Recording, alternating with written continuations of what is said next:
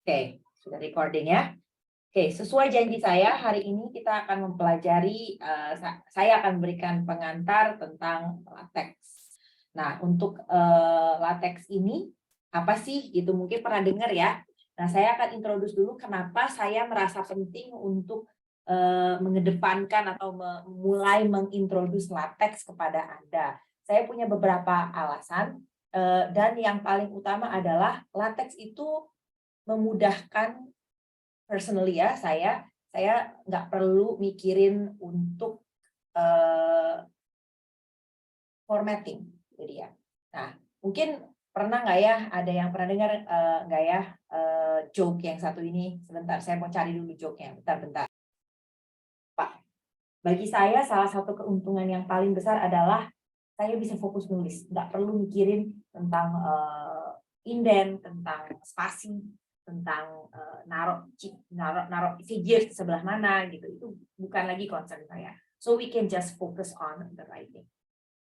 Saya intro sedikit ya, ini adalah tautan latex project-nya. Anda bisa buka sendiri. Di situ ada ini kolaboratif open source ya, sehingga silakan Anda kalau tertarik untuk melihat lebih jauh tentang itu. Ini yang pada absen, sorry udah tutup ya, absen satunya tadi cuma dibuka untuk yang hadir on time jam 3 ya. Nanti saya akan absen lagi di tengah-tengah.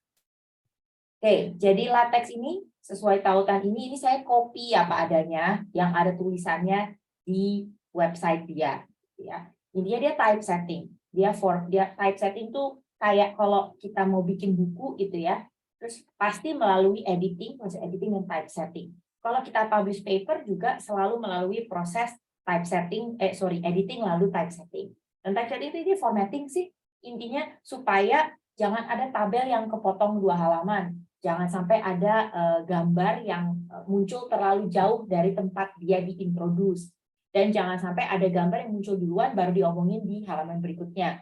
Jadi menurut website dia, LaTeX is the de facto standard for publication of scientific document. Untuk communication ini kita skip ya. Ini dalam konteks kuliah MPPI, LaTeX is the de facto standard untuk scientific documents. Kebanyakan conference ataupun jurnal biasanya menyediakan format latex untuk digunakan kalau kita mau nyiapin tulisan untuk conference atau jurnal tersebut. So, kita perlu editor ya pada dasarnya untuk membuat suatu dokumen latex. Nah, ini adalah beberapa latex editor. Saya disclaim kalau saya menggunakan sistem Windows ya. Jadi ini adalah tools yang sering saya pakai untuk membuat dokumen latex berbasis Windows. Sejauh yang saya tahu, TextWorks juga ada di OS lainnya. Saya kurang tahu tentang TextMaker, sepertinya dia IDE ya untuk Windows. Silakan dikoreksi ya kalau ada yang tahu. Tetapi kita juga punya opsi Overleaf yang paling kanan. Overleaf itu online ya dan free, siapapun yang mau bisa membuat account. Saya nggak mau terlalu banyak detail, kesannya saya jualan Overleaf ya. Tapi saya personally juga untuk mahasiswa bimbingan saya selalu push untuk menggunakan Overleaf karena online juga bisa kolaboratif. Sehingga kalau ada yang lagi ngerjain skripsi gitu ya, nggak perlu tuh nunggu sampai dia selesai nulis, terus kirim ke saya koreksi, dia nggak bisa berkutik kan. Nah, kalau menggunakan Overleaf, saya nge-push ya pakai latex, sehingga kita bisa kolaboratif dan bisa paralel. Saya ngoreksi bab 1, dia bisa bab 2, dan seterusnya. Jadi ini 3 yang akan saya gunakan dalam presentasi saya hari ini. Ini saya disclaimer, ini bukan tiga-tiganya, ini bukan hanya 3 opsi yang bisa digunakan. Saya tahu di luar sana banyak editor lain dan banyak IDE lainnya yang bisa digunakan untuk membuat latex. Silakan explore sendiri. These are the 3 that I personally have used dan saya cukup pede untuk menceritakan kepada kalian. Saya mulai dari yang paling kiri ya, yaitu TextWorks ya. Jadi untuk getting latex on your system, pertama ya perlu di-download ya. Nah, saya pertama kali saya belajar latex, saya menggunakan distribusi dari Miktex. Nah, ini bisa dilihat ya, ini tautannya. Ini saya nge-screenshotnya dari tahun kapan ya, kita coba buka ya, masih website-nya kayak apa tampangnya, masih sama sih. Ini Miktex right now kayak gini website-nya. Bisa untuk Linux, macOS juga, dan Windows. Dan kita bisa download ya obviously. Dan Miktex itu Banyak sih yang ke-download di sini, LaTeX-nya iya, lalu ada editornya yaitu TextWorks, dan juga ada konsol yang bisa digunakan untuk updating. Jadi ini adalah yang paling basic, dan saya sarankan untuk yang tidak ingin, jadi bisa juga ya lewat Git ya, bisa juga pakai Git lalu di clone itu juga bisa, tapi untuk yang paling mudah, in my personal opinion, untuk memulai adalah download aja distribusi ini, lalu bisa diinstal di komputer masing-masing. Nah, ini tampangnya ya, ini tampangnya si TextWorks, bawaan Miktex. Jadi kalau kita download distribusi Miktex ini, kayak tadi saya bilang, ada beberapa hal yang included ya, ada LaTeX-nya, ada konsolnya, dan ada juga TextWorks. Ini TextWorks adalah editornya ya, cukup jelas. Editornya saya ngedit di sebelah kiri ini. Nah, ini tempat saya ngedit, lalu ini bisa dikompil menjadi PDF di sebelah kanan. Mirip lah ya. Ini juga namanya TextMaker, seperti ini. Dia ya pakai window lah ya. Kalau ini ada Windows-nya. Ini ada it's an IDE, jadi satu sistem, jadi nggak buka-buka window double kayak dia. Tetapi dia langsung tulis, saya ketik, lalu bisa dikompil menjadi PDF. Dan yang terakhir, yang online based, yang tadi sempat saya sebut, yaitu Overleaf, gitu ya. Kita bisa tulis di sebelah kiri, sama, dan dia akan compile menjadi PDF di sebelah kanan.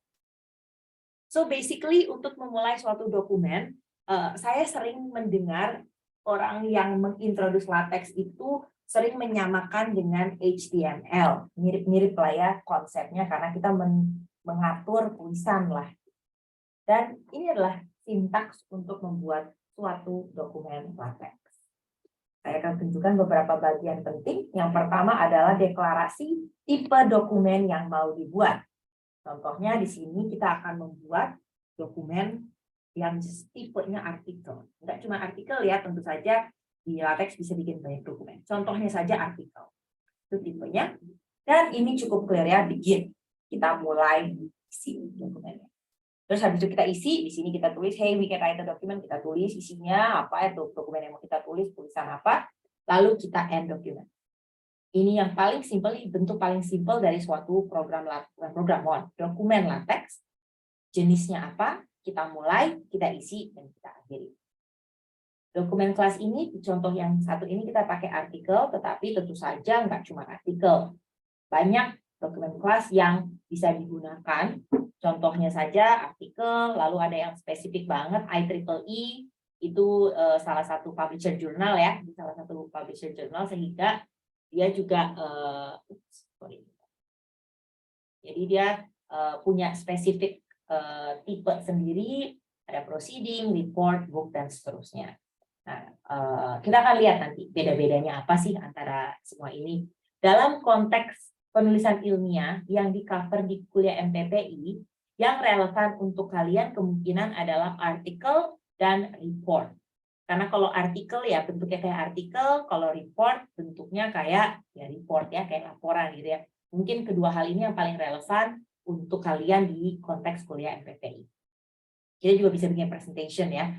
Saya belum pernah sih pakai untuk presentation. Saya masih suka PowerPoint untuk pasien. Oke. Nah, untuk mendeklarasikan dokumen kelas, cukup clear ya di sini jenis dokumen kelas apa yang kita ingin buat gitu ya, jenis dokumen yang kita buat. Nah, tetapi nggak cuman itu yang bisa kita set dalam untuk option dokumen yang mau kita buat. Kita juga bisa membuat options. Kita lihat di sini ya, ada option. Pakai kurung siku sebelum jenis dokumen kelasnya.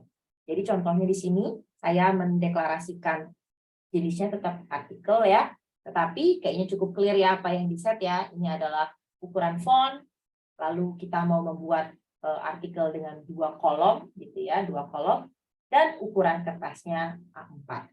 Dan ini sisanya sama. Optionnya apa aja Bu? Banyak banget, saya juga nggak hafal. Jadi silakan buka, ada wikinya ya untuk LaTeX, ada wikinya bisa dilihat. Dan di situ misalnya contoh-contoh font, jenis kertasnya, jadi yang kita bisa ukur atur ukurannya, mau 1 kolom atau 2, lalu apakah output generation, apakah mau 2 side atau 1 side, dan seterusnya. Jadi ini sampai sini kita sudah tahu gimana caranya mendeklarasikan dokumen kelas dan memulai pembuatan dokumennya. Jenisnya apa? Begin and end. Cukup jelas ya? Nah, tetapi kalau kita bikin dokumen kan biasanya nggak cuma isi ya, nggak cuma isi, tetapi kita juga perlu membuat title biasanya ya. Jadi tadi kan kita cuma punya dokumen kelas, begin dan end. Nah, sekarang saya mau membuat title. Ini dia. Ini adalah perintah untuk ngasih tahu title-nya apa. Selain title, saya juga bisa nambahin author, saya juga bisa nambahin date. Dan setahu saya date itu ditambahkan secara default oleh si LaTeX kalau saya nggak declare. Nah, tambahan kita perlu memberitahu si LaTeX compiler untuk membuat title tersebut dengan cara perintah make title. Kalau nggak pakai make title, dia nggak akan tampil gitu title yang udah kita deklarasikan. Jadi seperti biasa, kalau kita belajar yang praktek-praktek, kita daripada saya ngomong-ngomong option, lebih baik kita langsung coba saja. Saya akan pertama tunjukkan menggunakan TextWorks ya. TextWorks itu adalah yang pertama tadi ya. Ini adalah ini adalah satu dokumen ya. Ini TextWorks saya close dulu ya sebentar. Kalau saya buka tuh, dia akan langsung buka, lalu saya bisa nge-type ya. Dokumen kelasnya, tadi saya bikin yang fontnya 11, kita bikin yang 12 deh, biar berubah dikit ya. Saya mau bikin yang 2 kolom, karena saya mau latihan bikin jurnal gitu, tipenya artikel. Nah, ini nanti dulu, ini belum perlu, sorry. Lalu saya bikin dokumen, lalu end dokumen ya, di paling bawah saya end dokumen. Lalu ini title-nya adalah title yang mau saya pakai, ini author yang mau saya pakai, dan ini adalah make title, berita untuk kasih tahu tolong tampilkan title-nya. Saya coba compile. Oh, kebukanya di layar saya satu lagi. Ini dia. Ini adalah hasil LaTeX dokumen saya yang pertama. Cukup clear ya?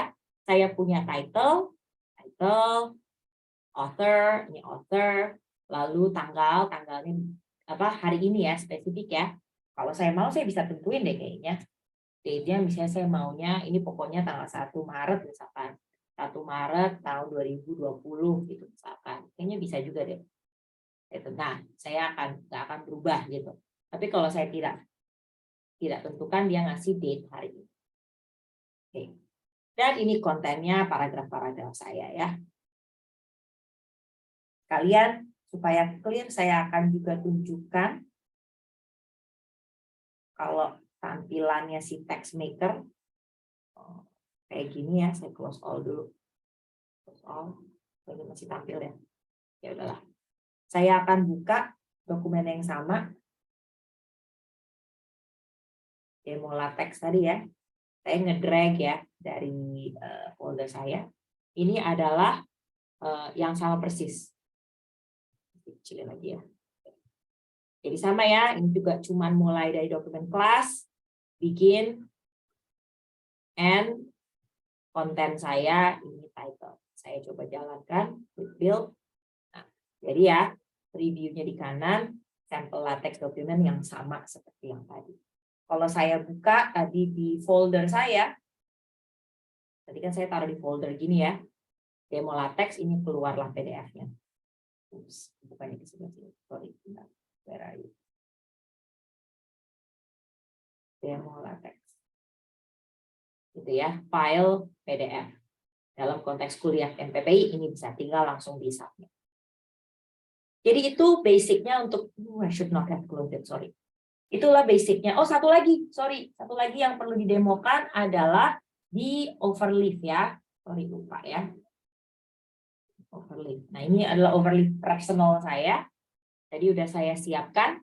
Ini adalah demo LaTeX MPPI. Sama ya, seperti yang tadi dibuat. Dokumen kelas. Ini belum perlu, sorry. Begin. End. Dan kontennya. Kita compile. Dan ini adalah hasil. Itu adalah basic, yang paling basic untuk membuat suatu file atau dokumen LaTeX.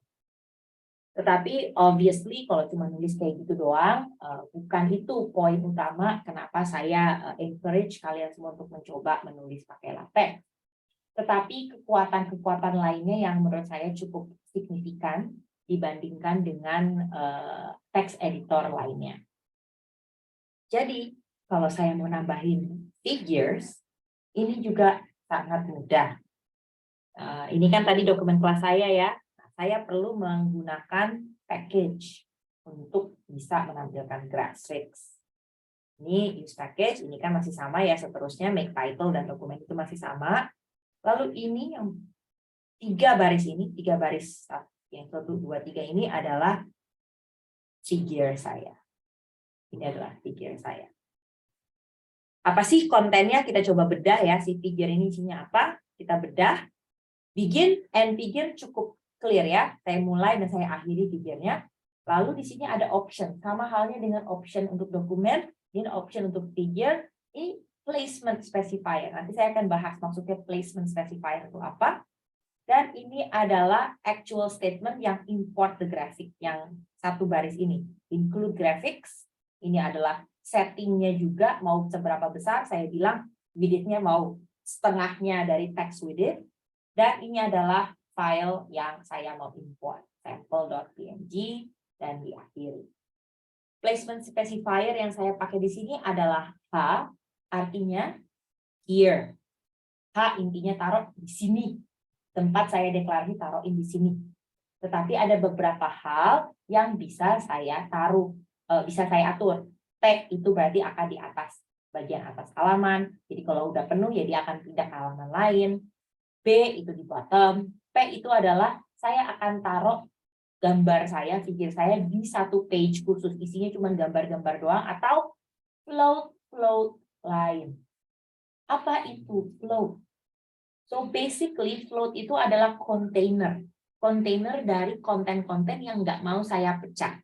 Jadi kalau tulisan teks yang sebelumnya saya sempat buat ya. Nah, semua teks yang saya buat, yang tadi sih contohnya adalah lorem ipsum lalala ya, ini ya. Nah, ini tuh semua it's a stream, dianggap stream.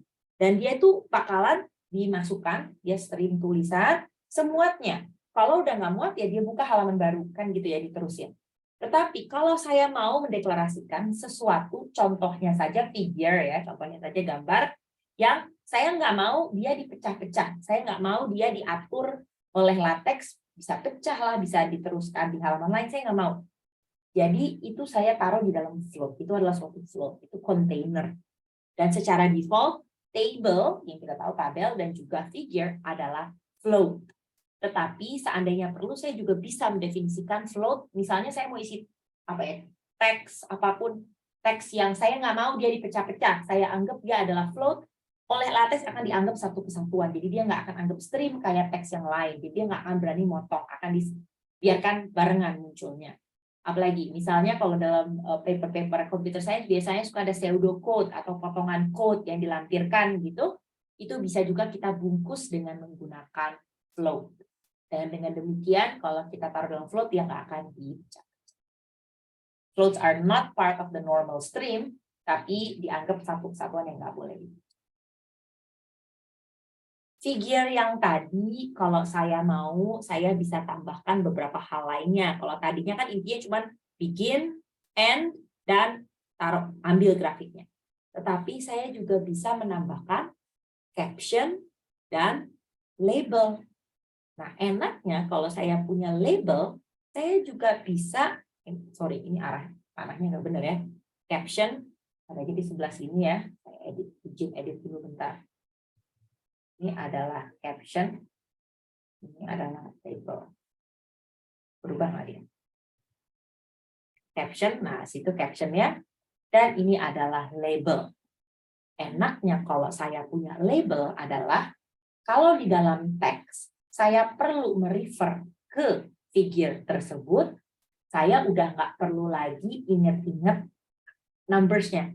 Kalau dulu kan kalau saya nulis di Word nggak harus ingat itu, kemarin tadi udah sampai dalam teks nih ya, Ini dapat dilihat di gambar 2. Terus kalau tiba-tiba saya nyelipin gambar baru, semua instance di mana saya tulis gambar 2 harus saya ganti jadi gambar 3 kan.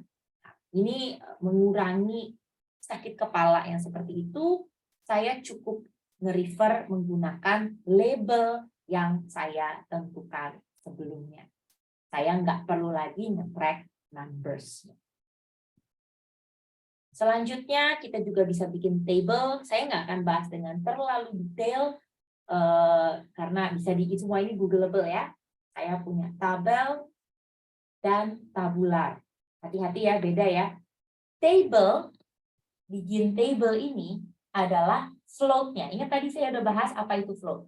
Ini adalah bungkusnya gitu ya, table. Lalu ini bikin tabular itu barulah berisi benar-benar konten dari tabel saya. Untuk mengatur garisnya, misalnya saya bisa taruh H-line, horizontal line ya, untuk memformat lah table yang saya inginkan. Backslash itu new line ya, new line, and itu artinya saya mau ganti ke kolom selanjutnya. Dan ini adalah terminologi dan juga indeks dari beberapa komen yang bisa digunakan untuk membuat table. Dan sama seperti figure, table itu enaknya juga adalah saya nggak perlu nginget-nginget lagi tentang numbers, karena jika tadi sudah saya kasih caption dan label, bukan caption, saya kasih label, maka saya bisa nge-refer di dalam teks seperti ini. Jadi kalau misalkan kita balik ke demo latex yang saat ini ya, demo latex yang satu itu, salah, saya geserin salah, sorry, ya. Oke, ini demo latex, ini yang tadi ya, ini yang tadi saya buat ya. Saya mau menambahkan suatu gambar, contohnya misalkan ada deh setelah paragraf pertama aja. Ya, saya udah kopikan. Ini adalah suatu sampel figure. Saya nggak tahu sampel apa. Ini adalah captionnya dan ini adalah sampel figure-nya. Di folder yang sama, saya sudah siapkan satu foto di sini, satu gambar sampel di situ ya. Saya siapkan di tempat yang sama, di folder yang sama. Oke. Nah, kalau sampai seperti ini saja, kita coba compile, kita jalanin. Oh, sorry. Di sini saya lupa impor ya tadi ya. Mohon maaf. Saya lupa impor ini atau use package ya. Saya lupa masukin package-nya. Sorry. Kita jalanin lagi.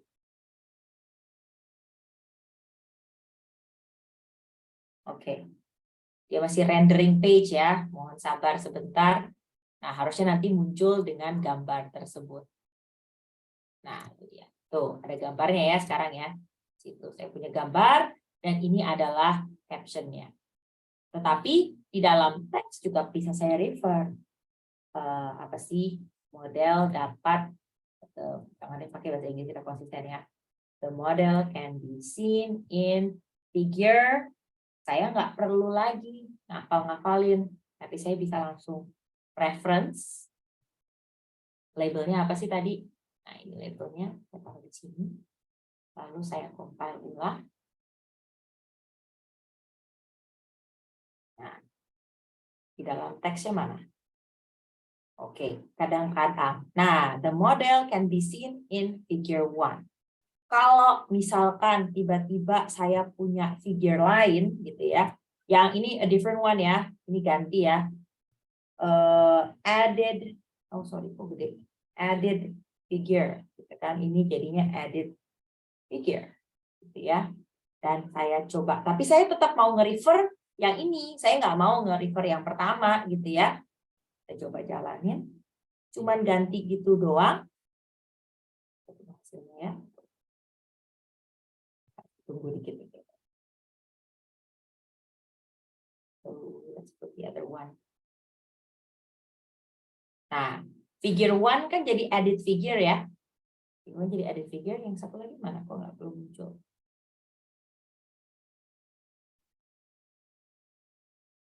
Nah, figure 2, sample figure. Nah, tetapi referensi yang saya tadi buat, the model can be seen, tetap ke figure yang kedua. Saya nggak perlu ngutak-ngatik, nggak perlu keep track dia ada di nomor berapa. Pokoknya kalau labelnya sudah benar, labelnya yang mana, dia akan refer ke sana. Begitu halnya dengan menambahkan tabel. Saya taruh tabel deh setelah paragraf kedua gitu ya.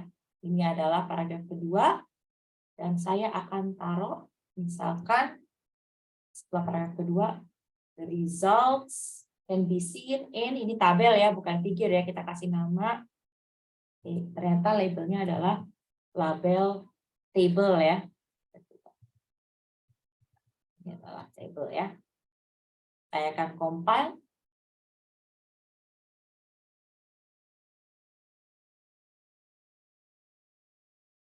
Dan kami tunggu ya, takes its sweet time.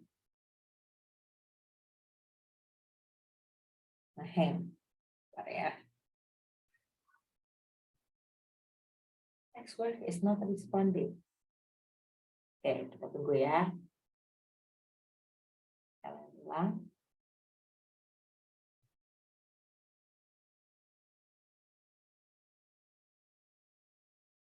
Nah, dia masih rendering ya right now ya. Kita sambil nunggu deh, kita sambil nunggu renderingnya. Nah, kira-kira dia akan muncul table ya, selain dengan images yang tadi. Kita sambil tunggu deh, ini might take a while. Oke, jadi itu untuk figures dan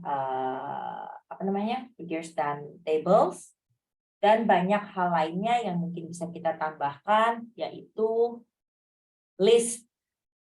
Listnya apakah pakai bullet point atau pakai numbers. Ini nggak akan saya demokan ya, karena bisa di copy aja kalau mau untuk mencobanya. Saya akan gunakan waktu bersisa untuk membahas tentang bibliografi. Oh, ini hasilnya udah muncul ya. Nah, kelihatan ya, di sini ada tabelnya. Ini adalah caption tabelnya, dan belum nyampe ya renderingnya ya. Harusnya ada reference-nya di dalam situ yang menulis ininya, yang refer ke sananya, ada nggak? Tab 2 kan ya, nantinya ya. Belum nyampe dia. Harusnya di sini ya, kita ada ya. Bukan, setelah ini. Oh, sorry, ini harusnya table ya. Ya udahlah, nggak usah saya compile ulang ya, lama nanti dia kalau compile. Tapi dia benar nih di sini bahwa result can be seen in figure 1. Harusnya bukan figure tapi table. Tadi saya lupa. Saya akan terusin dulu ya, lama kalau kita nunggu dia compile. Oke. Dan itu basic-basicnya untuk membuat bibliografi. Saya akan tutup di akhir tentang, tadi untuk bikin konten, mohon maaf. Saya akan tutup dengan membahas bibliografi, tetapi seperti biasa saya akan ambil presensi hari ini. Saya ingin ini untuk yang sudah presensi early tadi, nggak perlu presensi lagi. Silakan tulis NPM dan nama. Kita short break 2 menit aja ya untuk nunggu presensi tambahan, lalu kita akan masuk ke bibliografi. Lagi ya. Oke, nah. Saya ulangnya. Oke, nah sekarang ini adalah bagian penting yang terkait ya mungkin dengan materi kita di hari Senin yang lalu, yaitu bibliografi. Gimana supaya kita melakukan sitasi dengan benar dan jangan sampai kita melakukan plagiarisme tanpa sitasi. Salah satu cara untuk melakukan sitasi pada LaTeX adalah saya tinggal tambahin aja nih kayak gini nih yang barusan tulisan ini, bibliografi di akhir dokumen saya. Sorry, salah.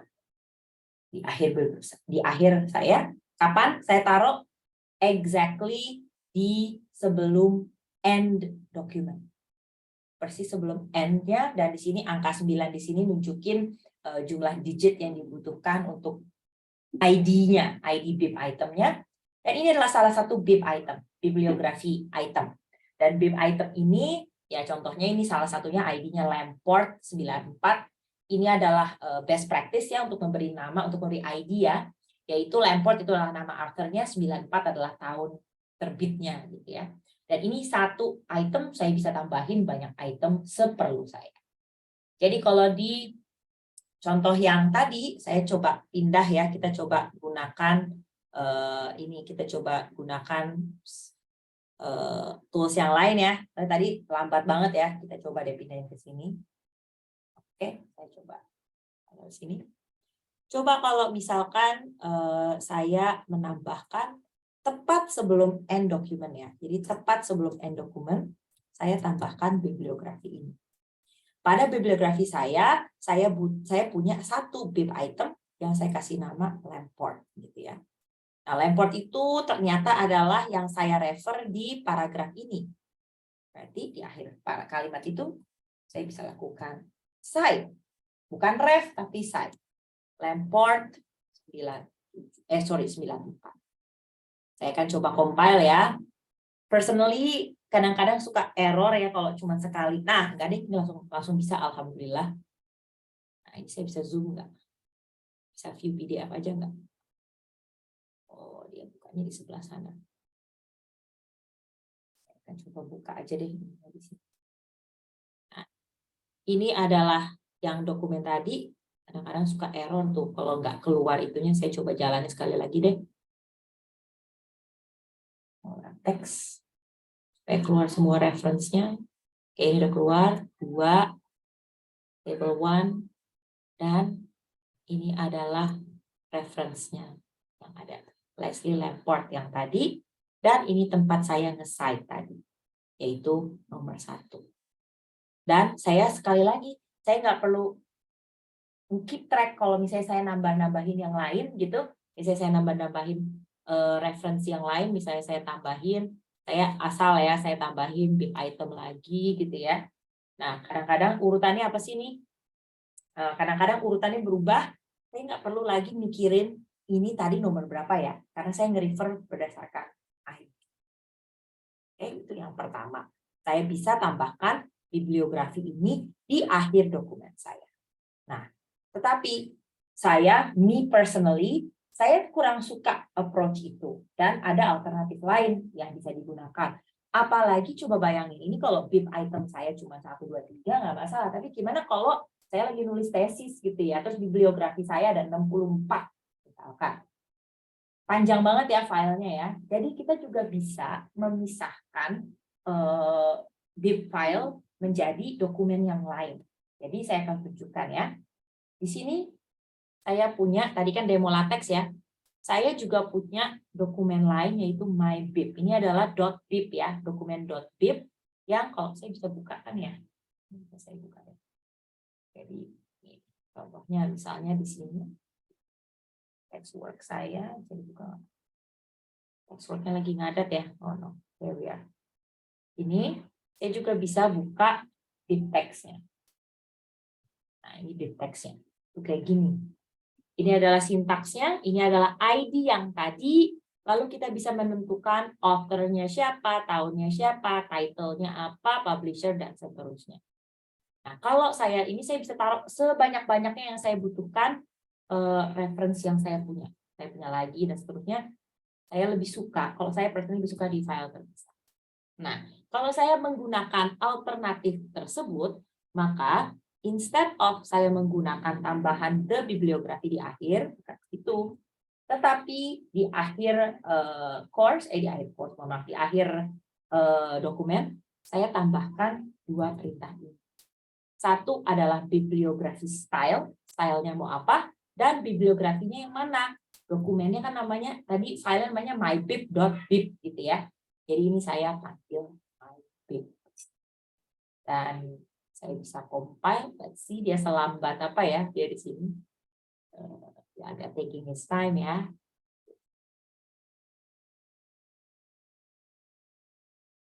Sambil nunggu saya taruh di sini juga deh. Udah muncul di saya tapi masih rendering soalnya. Jadi kita coba, siapa tahu ini bisa lebih cepat. Kita quick build ya di sini ya.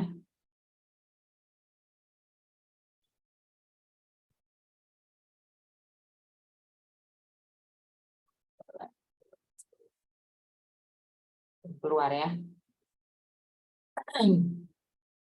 Kadang-kadang kalau pakai IDE, saya udah bertahun-tahun nggak pakai nih IDE-nya. Kadang-kadang perlu juga kalau kita buka ininya ya, buka text-nya. Misalkan saya open ininya, lalu di-compile dulu pakai text. Kadang-kadang bisa jalan ya.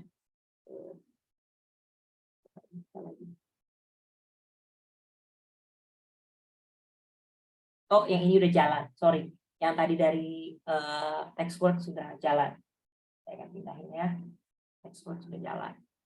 Lambat sekali.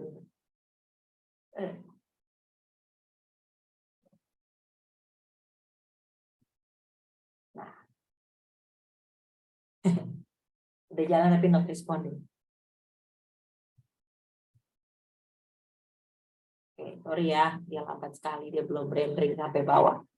Nah, itu caranya kalau kita mau melakukan bibliografi style yang terpisah. Saya coba buka deh file PDF-nya dari luar, bisa nggak ya? Nah, bisa, tapi dia masih blow on nih. Dia masih blow on tentang referensinya. By the way, kalau misalkan apa namanya? Kalau misalnya latex, kalau dia bingung nggak nemu reference, dia akan keluar tanda tanya. Jadi pastiin kalau misalnya ada menggunakan latex, periksa lagi ya sebelum dimulai ya. Itu kadang-kadang suka blow on gitu ya. Ini my bib. Saya coba compile bib text sekali lagi. Oke, way too long ya. Jadi karena in the interest of time saya akan persingkat ya. Saya akan sambil compile jalan, saya akan bahas selesaikan materinya. Oke, jadi ini cara memanggilnya. Ini adalah stylenya apa? Bibliography style. Lalu ini adalah my bib untuk nama dokumennya. Kalau Anda khawatir nggak tahu jenisnya, ya kita bisa buka di wiki-nya. Itu banyak bibliografi style yang lain. Ada yang IEEE, ada yang alfabetik. Kalau yang UNSRT yang saya tulis ini unsorted. Gitu. Jadi kayaknya sesuai dengan kemunculan di dokumen, dia akan muncul angka-angka tadi 1, 2, 3. Ini adalah konten dari bib file. Dan kita bisa lihat apa sih kalau kita bedah nih apa sih? Ini adalah jenisnya jurnal gitu ya. Itu ID-nya, itu ada field-fieldnya. Field-nya banyak banget. Nah, itu ID-nya yang di field-nya. Kalau di sini yang standar biasanya title, author, kalau dia jurnal berarti jurnalnya apa, volume, year. Tapi banyak entry-entry tambahan yang bisa digunakan. Misalnya DOI, pernah dengar nggak DOI? URL kalau seandainya Anda kebetulan nge-cite suatu website. Dan dan seterusnya kita bisa langsung cite ya, tadi udah tunjukin ya, cite panggil tertentu, dan sama seperti kalau yang lainnya seperti tabel dan figure, kalau saya udah refer pakai ID saya nggak perlu ingat-ingat dia udah sampai nomor berapa. Tambahan satu lagi, kita juga bisa melakukan no cite. No cite itu dilakukan ketika dia nggak muncul di dalam teks, tetapi dia muncul di bibliografi di akhir. Biasanya ini kita gunakan kalau saya nge-refer secara general ke situ, tapi saya nggak ngutip secara spesifik kalimat tertentu atau ide tertentu. Tetapi dia adalah salah satu reference yang saya ikutan baca. Jadi nggak ada yang spesifik saya atribut ke dia, tetapi saya taruh di list of references untuk acknowledgement.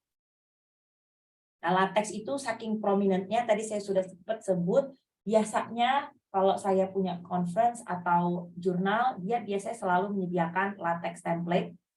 Latex template juga diberikan. Jurnal juga dia selalu biasanya ngasih doc juga, dan latex juga. Dan pada akhirnya the biggest, masih lama ya, sorry ya, it takes so long untuk renderingnya. Nah, ini keluar, alhamdulillah. Ini sebagai contoh supaya lengkap. Ini citasinya sudah keluar menggunakan tadi terpisah ya filenya. Dan satu lagi itu adalah references. Keluar. Oke. Dan pada akhirnya ketika Anda menulis apapun itu, apakah itu skripsi, apakah itu jurnal, apakah itu nanti laporan akhir, mini riset di MPPI, biasanya sih nggak mungkin sekali langsung jadi kan, pasti final berkali-kali. Dan in my opinion latex sangat membantu untuk versioning, sangat membantu untuk keep track dari perubahan-perubahan, tanpa kita harus mikirin formatting setiap kali kita melakukan revisi, dan itu adalah keunggulan terbesar dari LaTeX. Dan sebagai computer scientist, belajar LaTeX itu seharusnya cukup mudah. Jadi ini adalah akhir dari presentasi tentang pengantar LaTeX. Tentang pengantar LaTeX. Saya akan menutup dengan menunjukkan satu hal, yaitu tadi tentang bib ya. Nah, keuntungannya dengan memiliki bibliografi dengan dokumen terpisah adalah jika Anda sudah punya topik riset yang cukup cukup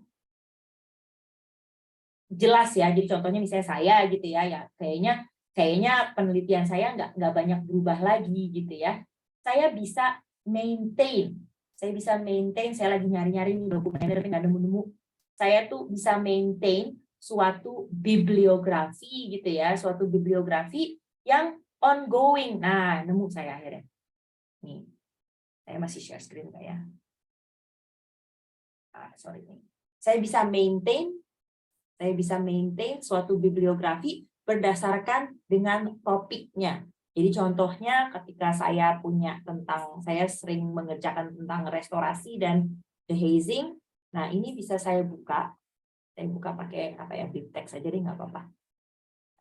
Nah, ini adalah semua referensi yang mungkin relevan untuk topik tersebut. Dan ini saya bisa maintain bersama gitu ya, apalagi kalau kolaboratif, sehingga kita nggak perlu menulis ulang bibliografi every single time kita menulis sesuatu, tinggal refer. Banyak ya, tergantung topik.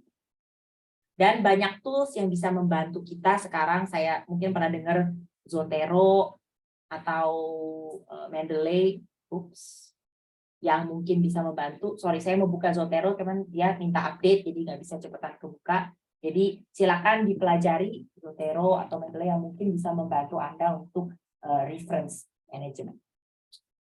Oke, ini